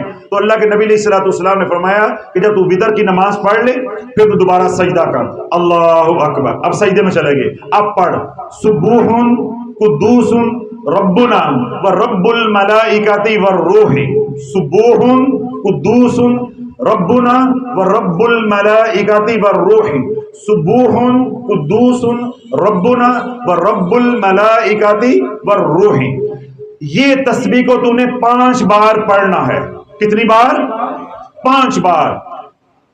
پہلی بار سجدے میں گئے، اللہ اکبر، سبوح قدوس ربنا ورب الملائکۃ والروح، سبوح قدوس ربنا ورب الملائکۃ والروح۔ یوں 5 بار آپ نے پڑھنا ہے، پھر اٹھ کے اللہ اکبر، پھر دوسرا سجدہ کرنا ہے، پھر 5 بار پڑھنا ہے۔ 2 سجدوں میں کتنی بار یہ تسبیح پڑھی جائے گی؟ 10 بار، یعنی 5 بار پہلے سجدے میں اور 5 بار دوسرے سجدے میں۔ اللہ کے نبی علیہ الصلوۃ والسلام نے ارشاد فرمایا کہ جو وتر کی نماز کے بعد یوں 2 سجدے اللہ کو کرے گا، اضافی 2 سجدے کرے گا، ابھی سجدے سے سر نہیں اٹھائے گا، اللہ سارے گناہوں کو معاف کر دے گا، سارے گناہوں کو معاف کر دے گا۔ اگر یہ عمل کر کے وہ سو گیا اور اسی رات کو قضا آ گئی، وہ مر گیا، اللہ اس کو مقام شہادت عطا فرمائے گا۔ نہیں ابھی مزہ نہیں آیا، ابھی مزہ نہیں آیا۔ کیوں؟ ابھی آدھی بات ہوئی ہے، ابھی آپ کے چہروں کے اوپر رونق آئی ہے، مسکراہٹ آئی ہے کہ اتنا چھوٹا سا عمل، اتنا انعام۔ نہیں، یہ تو اللہ کی رحمت کے قریب کچھ بھی نہیں ہے، یہ تو کچھ بھی نہیں ہے۔ ابھی دوسری حدیث سنیں گے، ابھی آپ کے چہرے مسکرائے ہیں پہ دل بھی مسکرائے گا کہ اتنا چھوٹا سا عمل ہے، اور ہم یہ کہتے ہیں کہ ہم اللہ والوں کو نہیں مانتے، پیروں فقیروں کو نہیں مانتے۔ سنو پھر پیروں فقیروں سے کیا مل رہا ہے، پیروں فقیروں سے کیا مل رہا ہے۔ اگر اس در پہ آئے ہو تو کیا لے کر جا رہے ہو؟ اب یہ ایک عمل ہے جو میں نے ابھی بتایا، حدیث کا جو لب لباب ہے، مفہوم ہے۔ صلاۃ الوتر کے اندر دوسری حدیث ہے جو اس کے ساتھ ہے۔ اللہ کے نبی علیہ الصلوۃ والسلام نے ارشاد فرمایا کہ جس نے وتر کی نماز پڑھنے کے بعد 2 سجدے اضافی کیے، کیسے؟ اللہ اکبر، سبوح قدوس ربنا ورب الملائکۃ والروح، سبوح قدوس ربنا ورب الملائکۃ والروح، سبوح قدوس ربنا ورب الملائکۃ والروح۔ کتنی بار؟ 5 بار۔ 5 بار پڑھا، اللہ اکبر۔ اب یہاں بیٹھ گئے۔ پہلے جو میں نے حدیث بیان کی اس میں کیا تھا؟ دوبارہ سجدے میں چلے جانا تھا۔ اس حدیث میں کیا؟ سجدے میں نہیں جانا۔ جب آپ یہاں بیٹھ گئے، جن 2 سجدوں کے درمیان میں جو وقف کیا اس میں آپ پڑھیں گے بسم اللہ الرحمن الرحیم، اللہ لا الہ الا هو الحی القیوم لا تأخذه سنۃ ولا نوم له ما فی السماوات وما فی الارض من ذا الذی یشفع عنده الا باذنہ یعلم ما بین ایدیہم وما خلفهم ولا یحیطون بشیء من علمہ الا بما شاء وسع کرسیہ السماوات والارض ولا یؤوده حفظہما وهو العلی العظیم۔ یعنی 2 سجدوں کے درمیان آیت الکرسی پڑھنی ہے، پھر دوسرا سجدہ کرنا ہے۔ پہلے میں نے جو عمل بتایا اس میں آیت الکرسی کا ذکر نہیں تھا، وہ 2 محض سجدے تھے، اللہ اکبر 5 بار تسبیح، پھر اللہ اکبر 5 بار تسبیح، خلاص۔ اس کے اوپر کتنے انعام تھے کہ سجدے سے سر نہیں اٹھائیں گے اللہ سارے گناہوں کو معاف کر دے گا۔ اور دوسری بشارت اللہ کے نبی علیہ الصلوۃ والسلام نے یہ دی تھی، اگر اس رات مر گئے تو اللہ مقام شہادت عطا فرمائے گا۔ یہ جو دوسری حدیث کے ساتھ ملاتی ہیں، جس طرح عمل میں کرتا ہوں، اب یہ سنیں۔ پہلے آپ بدر کی نماز، اپنی عشاء کی نماز مکمل کریں گے، بیٹھے بیٹھے آپ سجدے میں جائیں گے، اللہ اکبر، سبوح قدوس ربنا ورب الملائکۃ والروح، کتنی بار؟ 5 بار۔ سجدے سے اٹھیں گے، بسم اللہ الرحمن الرحیم، اللہ لا الہ الا هو الحی القیوم، 1 بار آیت الکرسی۔ دوبارہ سجدے میں جائیں گے، اللہ اکبر، سبوح قدوس ربنا ورب الملائکۃ والروح، خلاص عمل مکمل ہو گیا۔ اب ان دونوں حدیثوں کو ملا کے جو یہ عمل بنا ہے، اب اس کو آپ دوبارہ سنیں، اللہ کے نبی علیہ السلام نے ارشاد فرمایا جو یوں عمل کرے گا، پہلا انعام سجدے سے سر نہیں اٹھاؤ گے، اللہ سارے گناہ معاف کر دے گا۔ اگر اسی رات مر گئے، اسی رات قضا آ گئی، موت آ گئی، مر گئے، اللہ کیا عطا فرمائے گا؟ مقام شہادت۔ تیسرا، اگر یہ عمل رات کو وتر کی نماز کے بعد کیا تو اللہ کے نبی علیہ السلام نے ارشاد فرمایا کہ اے فاطمہ، اللہ اس کو 1000 مقبول حج کا ثواب عطا فرمائے گا۔ میں نے کہا تھا ابھی آپ کے چہرے مسکرا رہے ہیں، پھر دل بھی مسکرائے گا کہ 1000 مقبول حج کا ثواب عطا فرمائے گا، 1000 مقبول حج کا۔ پھر اللہ کے نبی علیہ السلام نے چوتھی بشارت دی کہ جس نے یہ عمل کیا اس کو اللہ 1000 مقبول عمرے کا ثواب عطا فرمائے گا۔ پھر پانچویں بشارت دی کہ اللہ رب العزت 1000 فرشتے اس کے لیے تخلیق کرے گا جو قیامت تک کے لیے اس کا ثواب لکھتے رہیں گے۔ پھر اللہ کے نبی علیہ السلام نے ارشاد فرمایا کہ اس کو 400 غلام آزاد کرنے کا ثواب عطا فرمایا جائے گا۔ پھر ساتویں اور آخری بات، وہ جو ہاتھ اٹھا کے اللہ سے مانگے گا، ابھی وہ چہرے پہ ہاتھ نہیں پھیرے گا، اللہ اس کی جھولیوں کو بھر دے گا، اللہ اس کی جھولیوں کو بھر دے گا۔ اب اللہ والو سوال میرا یہ ہے کہ اب تمیز دھاگا کرنا ہے یا یہ عمل کرنا ہے؟ مال والی زندگی کی طرف آنا ہے یا اعمال والی زندگی کی طرف آنا ہے؟ مال والی زندگی کی طرف آنا ہے یا اعمال والی زندگی کی طرف آنا ہے؟ اللہ والو یہ عمل صرف 1 منٹ کا ہے۔ یہ عمل کتنی دیر کا ہے؟ صرف 1 منٹ کا ہے۔ اگر آرام سکون کے ساتھ کرے تو 1 منٹ لگے گا۔ اس 1 منٹ کے عمل کے اوپر آپ کو کیا ملے گا؟ جو میں نے ابھی بتایا کہ اللہ کے نبی علیہ السلام نے ارشاد فرمایا جو یہ عمل کرے گا، ابھی عمل کر کے اٹھے گا نہیں، سجدے سے سر ابھی اٹھائے گا نہیں، تو اللہ اس کے سارے گناہوں کو معاف کر دے گا۔ اور اگر وہ اسی رات قضا آ گئی یعنی وہ فوت ہو گیا تو اللہ اس کو مقام شہادت عطا فرمائے گا۔ پھر تیسری بشارت اللہ کے نبی علیہ السلام نے کیا دی کہ اللہ مقبول 1000 حج کا ثواب عطا فرمائے گا۔ اور چوتھی بشارت کیا دی کہ 1000 مقبول عمرے کا ثواب عطا فرمائے گا۔ پھر پانچویں بشارت کیا تھی کہ اللہ رب العزت 1000 ملائکہ کو پیدا کرے گا جو قیامت تک کے لیے اس عمل کا ثواب لکھتے رہیں گے۔ پھر چھٹی بشارت کیا تھی کہ 400 غلام آزاد کرنے کا اللہ ثواب عطا فرمائے گا۔ پھر ساتویں اور آخری بشارت کیا تھی؟ جو تو مانگے گا تو مانگتے جانا، اللہ دیتا جائے گا۔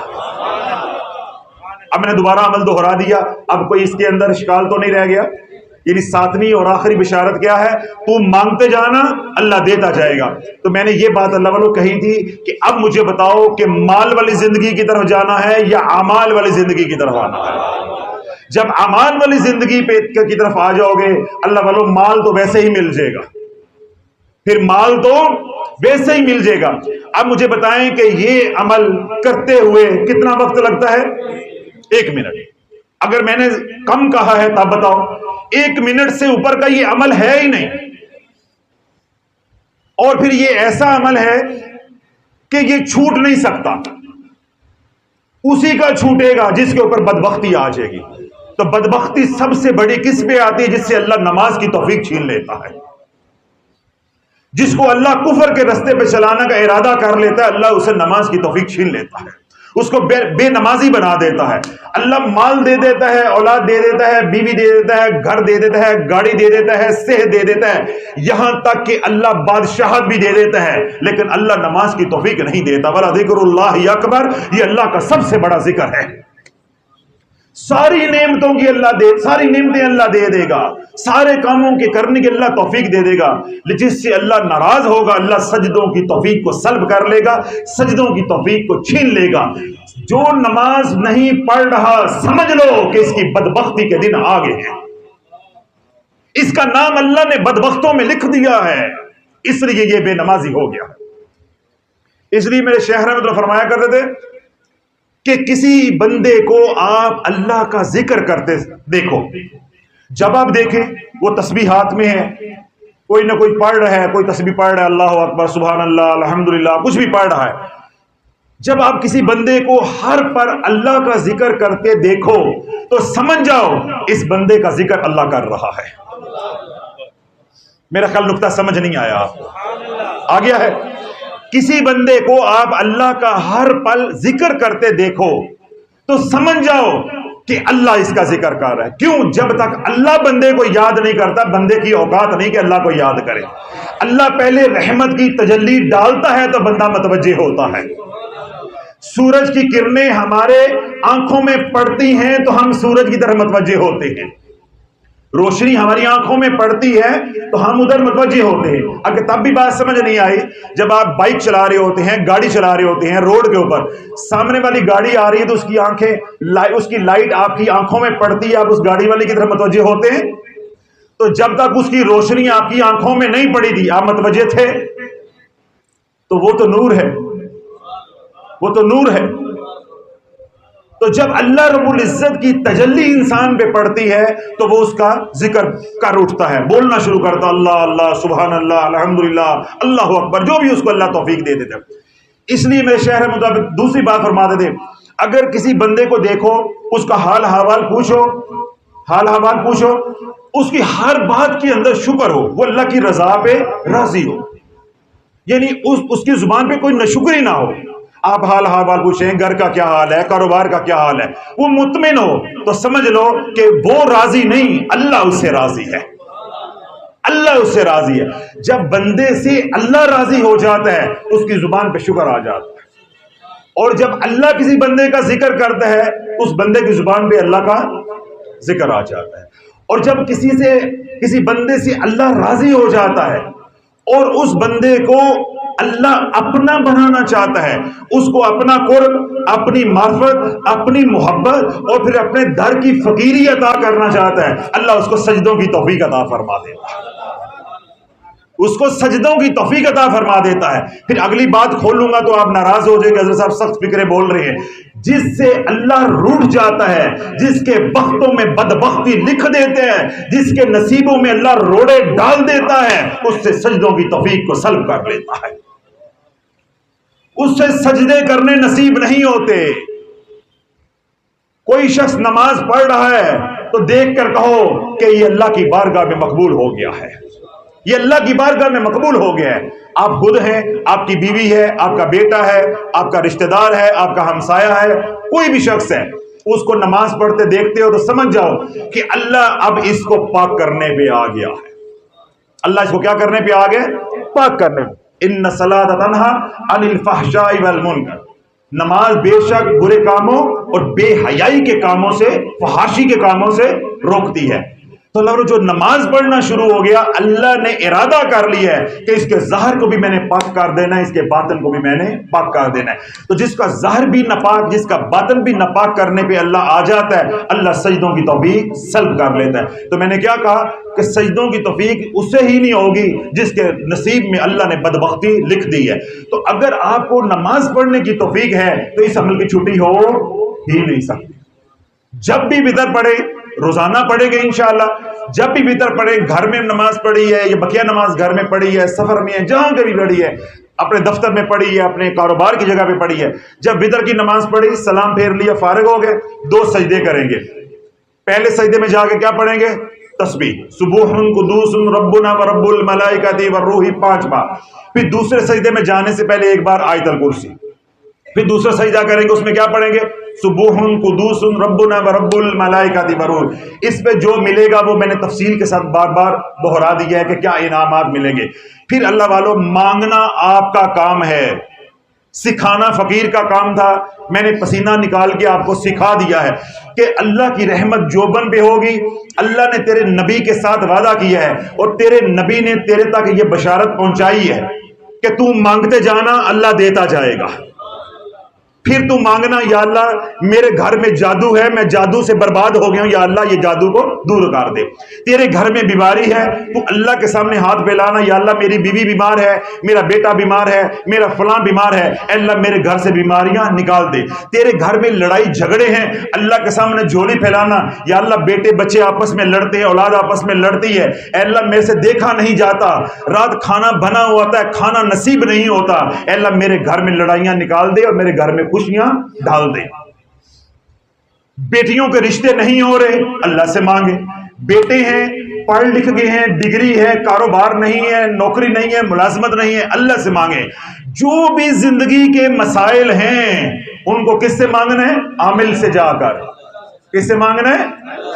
وہ عامل جو طویل لکھ کے دیتے ہیں نا، ان کے پاس جا کے مانگنا ہے۔ اللہ سے مانگنا ہے، اللہ سے مانگنا ہے۔ جب اللہ دینے پہ آیا ہوا ہے تو ہمیں عامل ڈالنے کی کیا ضرورت پڑی ہے درمیان میں؟ ہمیں تویز داغا درمیان میں ڈالنے کی کیا ضرورت پڑی ہوئی ہے؟ ہمیں درمیان میں مشکوک قسم کے تعویذات ڈالنے کی کیا ضرورت پڑی ہوئی ہے؟ اللہ دے رہا ہے تو لینے والا بن۔ جو گھر کے مسئلے ہیں، پھر یہ ہے اللہ والوں، یہ عمل ہر روز کرنا ہے، ہر روز کرنا ہے، ہر روز کرنا ہے۔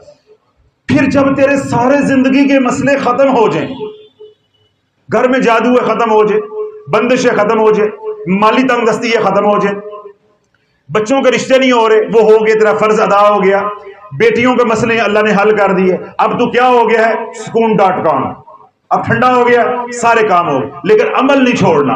اب تو یہ عمل کر کے پہ ہاتھ پھیلا، اے اللہ تو نے مجھے دنیا تو دے دی ہے، آخرت بھی عطا فرما دے۔ پہلے کیا کریں؟ اپنی لائن سیدھی کریں، اپنے جو من جملہ مسائل ہیں دنیا کے پہلے اللہ سے وہ ٹھیک کروائیں، تاکہ اب ذہنی طور پہ یکسو ہو جو۔ جب دنیا کے مسئلے حل ہو جائے، پھر کیا کرنا ہے؟ نسلی بھی رہنا ہے، اصلی بھی رہنا ہے، خاندانی ہونے کا ثبوت دینا ہے، قادری اور شافی ہونے کا ثبوت دینا ہے، اللہ والوں کا غلام ہونے کا ثبوت دینا ہے۔ پھر مطلبی نہیں بننا کہ عمل چھوڑ دینا ہے۔ جب مسئلے حل ہو گئے، پھر رب کی بارگاہ میں عرض کرنی، یا اللہ پہلے تو مسئلوں کے لیے پڑھتا تھا، اب تیرے لیے پڑھتا ہوں۔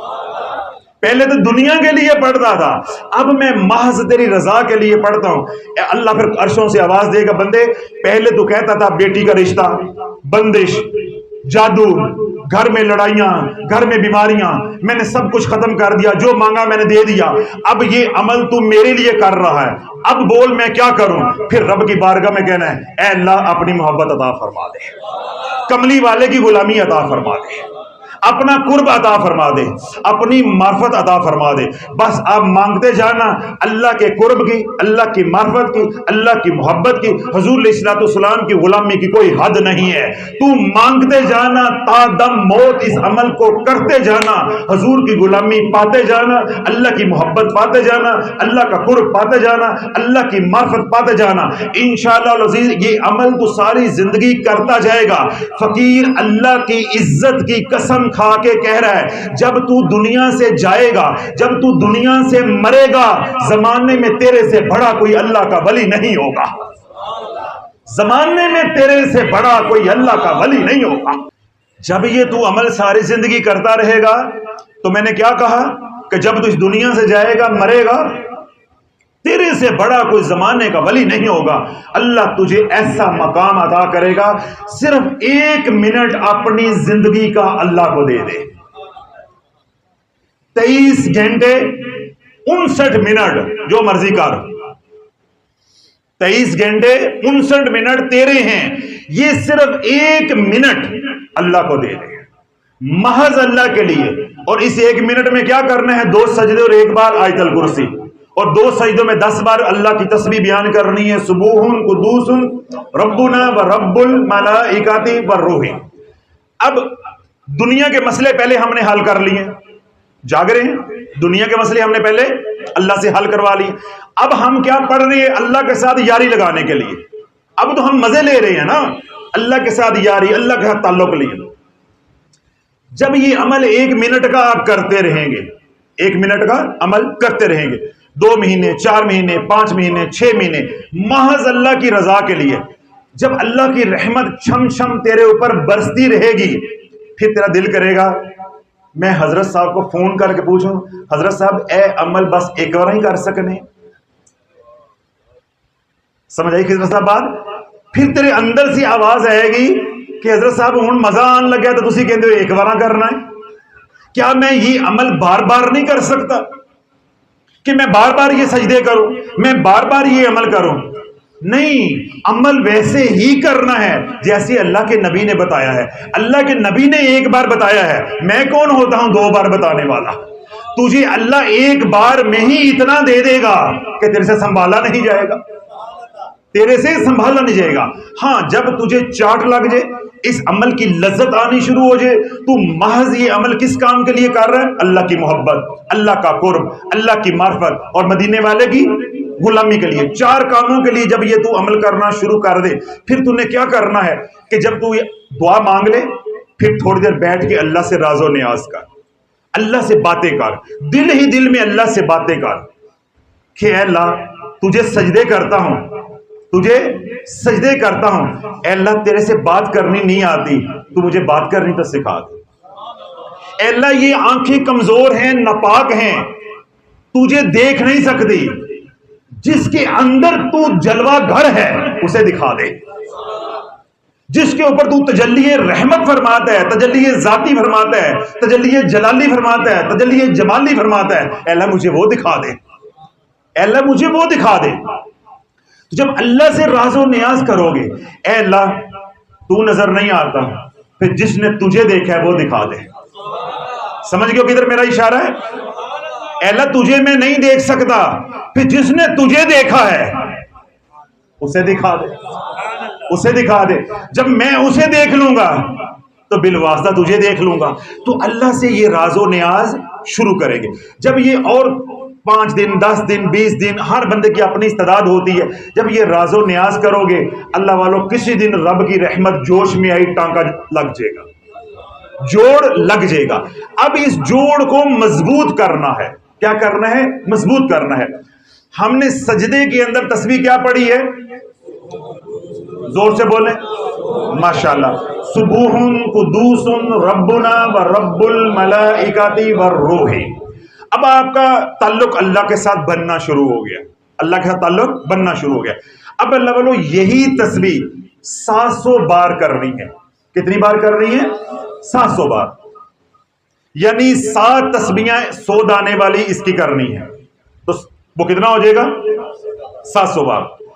یعنی آپ نے 2 سجدے کر لیے، درمیان میں آیت الکرسی پڑھ لی، تو اس کے بعد دعا کر لی، دعا کر کے آپ درود پاک پڑھیں گے 7 بار، درود ابراہیم، اس کے بعد تسبیح کریں گے سبوح قدوس ربنا و رب الملائکۃ والروح، سبوح قدوس ربنا و رب الملائکۃ والروح، سبوح قدوس ربنا و رب الملائکۃ والروح۔ کتنی بار پڑھیں گے؟ 700 بار، یعنی 7 تسبیحیں کریں گے، اول و 7 بار درود پاک۔ اب سوال یہ ہے کہ حضرت صاحب وہ پہلا عمل کر کے اگر میں یہ والا عمل بھی کروں گا تو مجھے کیا ملے گا؟ اے مسلمان سن کے فقیر تجھے بتاتا ہے کہ کیا ملے گا۔ پہلا عمل کملی والے نے بتایا تھا، وہ امانت ہی میں نے آپ تک پہنچا دیا۔ یہ عمل اولیاء اللہ کا عمل ہے۔ جب تجھے قرب چاہیے، جب تجھے اللہ کی معرفت چاہیے، جب تجھے اللہ کی محبت چاہیے، میرے کملی والے کی غلامی چاہیے، پھر تو یہ عمل کرنے کے بعد وطروں کے بعد 7 تسبیحیں سبوح قدوس ربنا و رب الملائکۃ والروح، جب یہ تو 7 تسبیحیں بغیر ناغے کے 40 دن خشوع و خضوع کے ساتھ کرے گا، اللہ تیرے سارے حجابات کو ہٹاتا جائے گا۔ تیرے اور تیرے نبی کے درمیان میں جو حجابات ہیں اللہ ان کو ہٹاتا جائے گا، تیرے اور اولیاء اللہ کے درمیان میں جو حجابات ہیں ہٹاتا جائے گا۔ پھر تو یہ چاہتا ہے میں کسی مزار پہ جاؤں تو صاحب مزار سے میرا کلام ہو جائے، مجھے کشف القبور عطا ہو جائے، اسی تسبیح سے کشف القبور عطا ہوگا۔ اگر تو یہ چاہتا ہے کہ یہ سامنے بیٹھا ہے اس کے دل میں کیا ہے، میں یہ جان لوں، میں یہ بھانپ لوں لوگوں کے دلوں میں کیا بات چل رہی ہے، اللہ یہ علم مجھے عطا کر دے۔ کشف القلوب تو چاہتا ہے تب بھی اسی تسبیح سے عطا ہوگا۔ اگر تو یہ چاہتا ہے کہ مجھے پرندوں کی بولیاں سمجھ آ جائے، ویسے ہی سمجھ آئیں جیسے سیدنا موسیٰ علیہ السلام کو سمجھ آئی تھی یا سیدنا سلیمان علیہ السلام کو سمجھ آئی تھی، اللہ اس کی عمل کی خیرات مجھے بھی عطا کرے۔ تو یہی تسبیح کرے گا سبوح قدوس ربنا و رب الملائکۃ والروح۔ جو چرند پرند بول رہے ہیں، کائنات کے ذرے ذرے کے اندر کون سا ذکر ہو رہا ہے، تو اپنی آنکھوں سے دیکھے گا بھی، اپنے کانوں سے سنے گا بھی۔ کیوں؟ تو نے تسبیح شروع کر دی ہے سبوح قدوس ربنا و رب الملائکۃ والروح۔ اللہ تیری روح کو ایسا منور کر دے گا، ایسا پاک کر دے گا، جدھر بھی تو نگاہ کرے گا ان کو بھی پاک کرتا جائے گا۔ ان کے قلوب میں کیا چل رہا ہے اللہ تیرے اوپر منکشف کرتا جائے گا۔ تو صاحب مزار کے پاس جائے گا، کسی اللہ والے کے پاس جائے گا، کسی کی قبر پہ جائے گا، اس کے ساتھ تو ہم کلام ہوگا۔ لوگوں کے قلوب کو پڑھنا چاہے گا، اللہ تب بھی تجھے طاقت دے گا۔ تو جنگلوں میں جاتا ہے، درندوں کے پاس جاتا ہے، جہاں کہیں بھی بیٹھا ہے، تو چاہتا ہے کہ جنات میرے سے ہم کلام ہوں، فرشتے میرے سے ہم کلام ہوں، بس تو یہ تسبیح کو 700 مرتبہ وتر کی نماز کے بعد پڑھنے کا معمول بنا لے، اللہ سارے حجابات کو ہٹاتا جائے گا، ہٹاتا جائے گا۔ پھر ایک وقت آئے گا کہ تیرے ساتھ وہ ہم کلام ہوں گے جو اللہ سے ہم کلام ہوتے ہیں، پھر تیرے سے وہ ہم کلام ہو جائیں گے جو اللہ سے ہم کلام ہوتے ہیں۔ اللہ والوں کبھی شہاب نامہ پڑھ کے دیکھو، کیا پڑھو؟ شہاب نامہ۔ شہاب الدین شہاب وہ لکھتے ہیں، یعنی آخری صفحات کے اوپر جا کر کتاب کے بالکل آخر پہ اپنے اعمال کہ مجھے حضور کا قرب کیسے ملا، حضور علیہ السلام کا مجھے قرب کیسے ملا۔ میں نے یہ جو عمل بتایا ہے آپ کو، یہ عمل اللہ کے نبی علیہ السلام نے کس کو بتایا تھا؟ اپنی شہزادی کو، خاتون جنت کو، اپنی بیٹی کو بتایا تھا۔ یہ یاد رہے گا نا، یہ بھولنا نہیں ہے۔ شہاب الدین شہاب کہتے ہیں کہ جب میرے دل میں اللہ کی محبت جاگی تو میں دنیا دار انسان تھا، وہ سیکٹری لیول کا آدمی تھا، سیکٹری خارجہ تھا، دنیا دار آدمی تھا، لیکن اللہ نے کیا کیا؟ اللہ یجتبی الیہ من یشاء، اب اللہ نے قبول کر لیا ہے۔ اللہ نے اپنی اللہ کی رحمت اب اس کو اپنی طرف کیا کر رہی ہے؟ کھینچ رہی ہے، لیکن اب اس کو کوئی رستہ نہیں ہے، کوئی تربیت نہیں ہے، جیسے میں کو سمجھا رہا ہوں ایسے کو سمجھانے والا نہیں ہے۔ وہ لکھتے ہیں کہ میں نے روزانہ عشاء کی نماز کے بعد 2 رکعت نماز نفل پڑھنا شروع کر دی۔ سنیے گا ذرا، میں نے کیا کرنا شروع کر دیا؟ 2 رکعت نماز نفل پڑھنا شروع کر دی۔ پھر میں کیا کرتا؟ میں رب کی بارگاہ میں کرتا، عرض کرتا یا اللہ یہ جو 2 رکعت نماز میں نے نفل پڑھی ہے اس کا اجر و ثواب میں کملی والے کی بارگاہ میں ہدیتاً تحفۃً پیش کرتا ہوں، اور ان کے وسیلہ جلیلہ سے خاتون جنت کی بارگاہ میں پیش کرتا ہوں۔ توجہ ہے؟ یعنی ہر رات میرا معمول کیا بن گیا کہ میں 2 رکعت نماز پڑھتا، اس کا اجر و ثواب خاتون جنت کو ہدیہ کرتا۔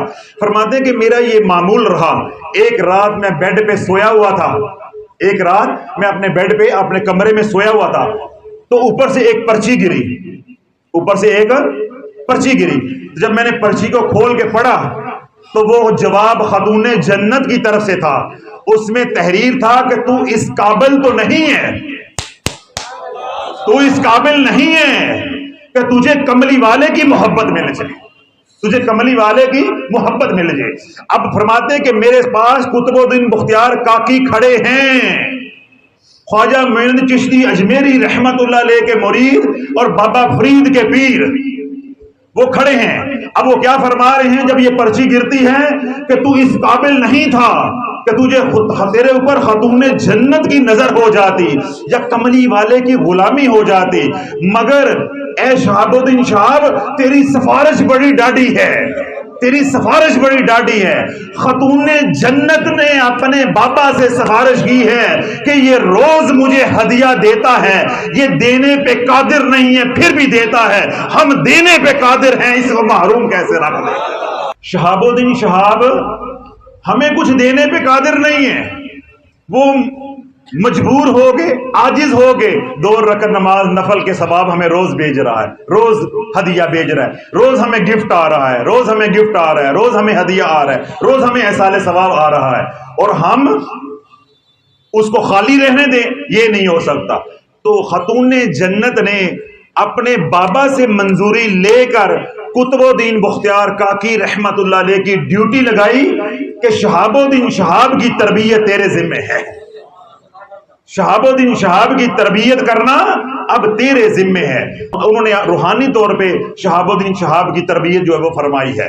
تو اللہ والوں یہ جو عمل میں نے آپ حضرات کو بتایا ہے بے نہیں آپ نے یہ کرنا ہے. یہ عمل سارا کرنے کے بعد آپ نے کہاں ہدیہ کرنا ہے؟ حضور علیہ الصلوۃ والسلام کی بارگاہ میں دعا کرنی کی، یا اللہ یہ جو میں نے عمل کیا ہے 2 سجدوں والا یا اس کے بعد 7 تسبیحوں والا بھی اگر آپ ساتھ کرتے ہیں، یعنی دونوں اعمال جوڑ کے کرتے ہیں، تو یہ دونوں اعمال آپ دعا کریں گے، یا اللہ میں نے جو وہ دونوں اعمال کیے ہیں ان کا اجر و ثواب ہدیۃً تحفۃً تیرے محبوب علیہ الصلوۃ والسلام کی بارگاہ میں پیش کرتا ہوں، اور ان کے وسیلہ جلیلہ سے خاتون جنت کی بارگاہ میں. بس کہانی ختم، آگے کوئی بات نہیں کرنی، کوئی منہ سے ایسا لفظ، کوئی منہ سے ایسا فکرہ نہ نکل جائے جو ادب کے خلاف ہو. بس اس کے بعد اپنی دعا کوئی ہے تو اللہ سے مانگے، یہی اپنے والدین کو ہدیہ کریں، ساری امت کو ہدیہ کریں، سارے سلسلے کو ہدیہ کریں. بس چہرے پہ ہاتھ پھیر لیں، مالکوں کے دربار میں چٹھی ڈال دی ہے، اب فیصلہ جو بھی کریں گے ہمارے حق میں ہوگا. مشورے نہیں دینے، میری بات آپ نہیں سمجھ رہے، مشورے نہیں دینے کہ مجھے یہ کر دیں، مجھے یہ کر دیں، میرے حجاب ہٹا دیں، مجھے کشف ہو جائے، میں غلام بن جاؤں، میں ولی بن جاؤں، مجھے فلاں منصب مل جائے. نہیں نہیں، مانگنا بھی ہے تو غلامی رسول مانگنی ہے. مالکوں کے دربار میں جب چٹھی بھیج دی ہے، چٹھی ڈال دی ہے، رکا ڈال دیا ہے، پھر مالک جانے تو مالکوں کی مرضی جانے، پھر آگے مشورے نہیں دینے مجھے یہ چاہیے. انشاءاللہ تجھے وہ دیں گے جہاں تیرا گمان بھی نہیں جا سکتا. ہو سکتا ہے کہ تو مانگنے پہ وہ آئے جس کا تو مستحق نہیں ہے یا سنبھال نہیں سکتا، لیکن جب مالک راضی ہو کے خود دیں گے وہ دے بھی دیں گے اور سنبھالنا بھی سکھا دیں گے. جب مالک خود راضی ہو کے دیں گے جو منصب، پھر انشاءاللہ وہ دے بھی دیں گے اور اس کو سنبھالنا بھی سکھا دیں گے. تو اللہ والوں یہ تمام نوازشات جو ہے، یہ تمام مہربانیاں کس عمل پہ ہوں گی؟ 1 منٹ کا عمل. کتنے منٹ کا عمل؟ 1 منٹ کا. وتر کی نماز کے بعد 2 سجدے اور 2 سجدوں کے درمیان میں آیت الکرسی، اور ہر سجدے میں 5 بار سبوح قدوس ربنا و رب الملائکۃ والروح. اور اس کے ساتھ جو دوسرا عمل اگر آپ کرنا چاہتے ہیں تو میں نے کیا بتایا کہ بیٹھے بیٹھے 7 تسبیحیں پڑھیں گے، 700 بار پڑھیں گے سبوح قدوس ربنا و رب الملائکۃ والروح. اس سے کیا ہوگا کہ اللہ رب العزت آپ تیرے سارے حجابات کو ہٹا دے گا، سارے حجابات کو ہٹا دے گا. تو صاحب کشف بننا چاہتا ہے تب بھی یہ عمل کرنا ہے، کشف القبور چاہتا ہے تب بھی یہ عمل کرنا ہے، ٹھیک ہے، کشف القلوب چاہتا ہے تب بھی یہ عمل کرنا ہے، جنات سے ہم کلامی، فرشتوں سے ہم کلامی چاہتا ہے تب بھی یہ عمل کرنا ہے، پھر ان سے ہم کلامی چاہتا ہے جن سے اللہ ہم کلام ہوتا ہے تب بھی یہی عمل کرنا ہے. تو اب آپ تمام حضرات کو اس عمل کی اجازت ہے، جو بعد میں سوشل میڈیا پہ سنے انہیں بھی اجازت ہے. اللہ رب العزت مجھے بھی آپ کو اس عمل کرنے کی توفیق عطا فرمائے. اللہ رب جب سے میں نے یہ عمل سنا یا مجھے اس عمل کی اجازت ملی، الحمدللہ ثم الحمدللہ، کوئی رات ایسی نہیں ہے کہ میں جہاں بھی سفر میں بھی ہوں، جس حال میں بھی ہوں، کہ کبھی میرے سے یہ عمل چھوٹا ہو. یہ محض اللہ کی توفیق ہے. اس عمل کی خوبصورتی یہ ہے کہ آپ اس کو چھوڑنا بھی چاہیں گے یہ چھوٹ نہیں سکتا. تو میں نے پہلے بات کر دی، دوبارہ بات دہرانا نہیں چاہتا. اللہ نہ کرے یہ عمل اسی دن چھوٹے گا جب بد نصیبی کے دن دوبارہ آگے نماز چھوٹ گئی. اگر نماز اللہ پڑھنے کی توفیق دے دیتا ہے یہ عمل نہ آپ بھول سکتے ہیں یا نہ یہ عمل چھوٹ سکتا ہے. ہاں یہاں پہ ایک بات میرے ذہن میں آئی ہے، وہ تمام حضرات جو یہ 2 اعمال اکٹھے کرنا چاہتے ہیں، یعنی سجدے والا بھی اور 7 تسبیحوں والا بھی، یعنی صاحب کشف بننے کے لیے، ان کے لیے شرط یہ ہے کہ اس عمل کے ساتھ پھر کوئی اور عمل نہیں ہو سکتا. اس عمل کے ساتھ پھر کوئی اور عمل نہیں ہو سکتا. کیوں؟ یہ عمل محض اللہ کی رضا کے لیے، اللہ کا قرب، اللہ کی معرفت، اللہ کی محبت، حضور کی غلامی. تو اس میں دنیا کو سیڑ دیں گے یہ تو پھر آلودہ ہو جائے گا. یعنی آپ ساتھ کوئی اور وظیفہ آج کل پڑھ رہے ہیں، کوئی آیت الکرسی کا وظیفہ پڑھ رہے ہیں، چاروں کل کا کوئی وظیفہ پڑھ رہے ہیں، سورہ طارق کا کوئی وظیفہ پڑھ رہے ہیں، سورہ توبہ کا کوئی وظیفہ پڑھ رہے ہیں، جو کوئی اور کسی نے بتایا ہوا ہے، تو پھر یہ عمل اس کے ساتھ نہیں ہوگا. کیونکہ جو آپ وہ وظائف کر رہے ہیں وہ کس لیے کر رہے ہیں؟ دنیا کے لیے. تو یہ وظیفہ تو محض اللہ کو پانے کے لیے، اس کا قرب، اس کی معرفت، اس کی محبت اور حضور علیہ الصلوۃ والسلام کی غلامی کے لیے. تو اس عمل کے ساتھ شرط بنیادی کیا ہے کہ جب یہ عمل کرنا ہے ساتھ پھر کوئی عمل نہیں کرنا، بس باقی سارا دن جو ہے حضور علیہ الصلوۃ والسلام پہ درود پڑھے اور استغفار کرے. آرام سے، سکون سے، سادہ سادہ ٹھنڈی ٹھنڈی زندگی گزارو. کوئی وظیفے نہیں ہے، کوئی ریاضت نہیں ہے، کوئی مجاہدہ نہیں ہے، صرف رات کا ایک عمل ہے. کون سا ہے؟ رات کا آدھے گھنٹے کا عمل ہے، آدھے گھنٹے کا، اور اگر ایک عمل کریں گے وہ 1 منٹ کا ہے، اگر دونوں ملا کے کریں گے تو آدھے گھنٹے کا۔ آدھے گھنٹہ جو ہے اگر اللہ کا قرب، اللہ کی معرفت، اللہ کی محبت، کملی والے علیہ الصلوۃ والسلام کی غلامی پانا چاہتے ہیں، پھر آدھا گھنٹہ آپ کو وقت کرنا پڑے گا۔ پھر اس کے ساتھ میں نے کیا کہا، کوئی وظیفہ نہیں، زندگی کی تمام مصیبتیں پریشانیاں اسی عمل سے ختم ہو جائیں، اور بقیہ سارا دن صبح ہے اپنے دفتر میں کام کرے، اپنی دکان پہ کام کرے، جو اللہ نے مصروفیت دی ہوئی ہے وہ کام کرے، درود پاک پڑھتے رہے، رات کو استغفار کریں، شام کو استغفار کریں۔ یعنی 2 اعمال اس کے ساتھ کر سکتے ہیں، درود پاک کی کثرت، استغفار کی کثرت۔ قرآن مجید کی تلاوت کریں، مسنون دعائیں ہیں وہ پڑھ سکتے ہیں، لیکن اس کے ساتھ کوئی وظیفہ نہیں کرنا، یہ شرط ہے۔ یہ مجھے بعد میں بات یاد آئی تو میں نے اس کے ساتھ آپ کو سمجھا دی ہے۔ ان تمام شرائط کے ساتھ آپ سب کو اجازت ہے، جو سوشل میڈیا پہ سنیں انہیں بھی اجازت ہے۔